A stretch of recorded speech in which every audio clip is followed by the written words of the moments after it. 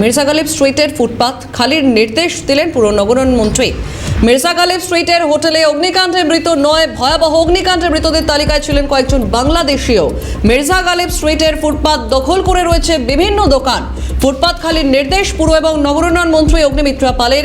ফুটপাত সাধারণ মানুষের হাঁটার জায়গা বেদখল করা যাবে না জানিয়েছেন অগ্নিমিত্রা পাল।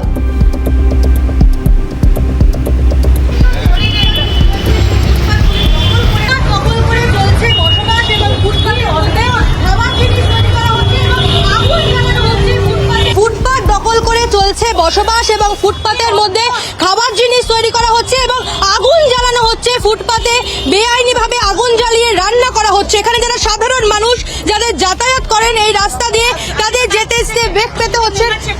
ইতিমধ্যে অগ্নিমিত্রা পাল পুর এবং নগর উন্নয়ন মন্ত্রী তিনি পুলিশকে নির্দেশ দিয়েছেন যারা এইভাবে অবৈধভাবে ফুটপাত দখল করে রয়েছে তাদেরকে সরানোর নির্দেশ দিলেন তিনি।